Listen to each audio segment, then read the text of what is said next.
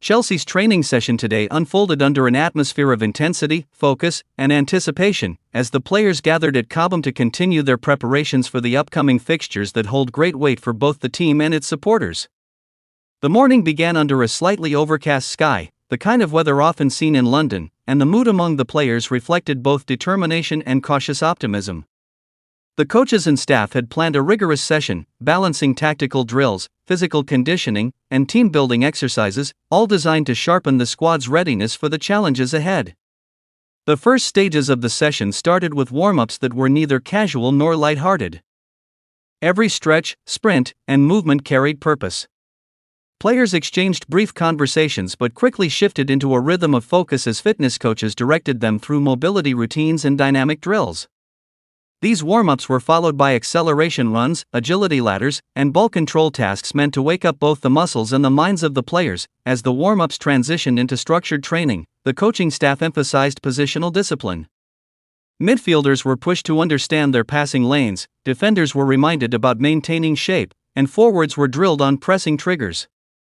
There was a clear demand for precision. Misplaced passes or lapses in focus were immediately corrected by stern but constructive feedback. Enzo Fernandez, with his usual composure, orchestrated movements in the middle, receiving instructions on how to quicken transitions, while Moises Caicedo, his midfield partner, concentrated on breaking lines with sharp interceptions. The session then moved to tactical patterns of play. The coaching team divided the squad into smaller groups to rehearse scenarios they are likely to face in competitive matches. Wingbacks were drilled on overlapping runs, wingers practiced cutting inside to create space, and strikers were put under pressure to finish in tight areas with little time to think.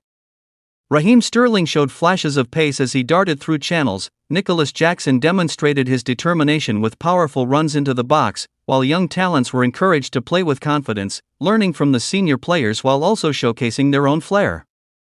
The tempo was kept deliberately high, with coaches urging players not only to execute their tasks but to execute them quickly. Simulating the speed of top-level competition, intensity was not limited to attacking drills. Defensive structure received equal attention, with the squad rehearsing how to absorb pressure when pinned back and how to spring forward into counterattacks once possession was regained. The communication between players was clear and loud. Instructions, encouragement, and occasional frustration rang across the training pitch, a sign of the seriousness with which the session was being conducted. Goalkeepers, led by Robert Sanchez and George Petrovic, underwent specialized routines to sharpen their reflexes, aerial command, and distribution under pressure. The goalkeeper coach pushed them relentlessly, demanding concentration and precision in every save, dive, and kick. Beyond tactics, the physical demands of the training were evident. Sprinting exercises, endurance runs, and resistance work were inserted between drills, ensuring players were pushed to their limits not only technically but also physically. The coaching staff kept emphasizing the need for peak fitness, reminding players that in the modern game, stamina and strength can be the difference between victory and defeat. Despite the fatigue visible on faces, the commitment remained unwavering. Midway through the session, a series of small-sided games were introduced. These matches, played on reduced spaces, forced players to think quickly, combine intelligently, and press aggressively. The smaller pitches magnified every touch, every pass, and every mistake. This part of training highlighted creativity, resilience, and adaptability. Cole Palmer dazzled with close control, Conor Gallagher drove the tempo with relentless energy, and Levi Colwill demonstrated calmness under pressure at the back. These moments offered not only practice but glimpses of individual brilliance that could decide games in real competition. As the hours passed, fatigue deepened, yet the coaching staff increased the pressure. Set-piece routines became the focus toward the latter part of training.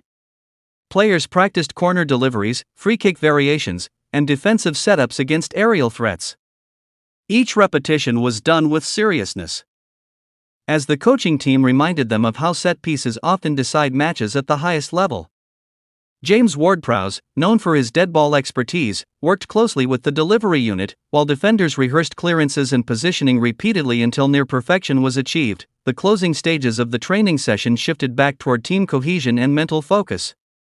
The head coach gathered the players, emphasizing the philosophy of the club, the importance of discipline, and the responsibility each player holds to represent Chelsea with pride.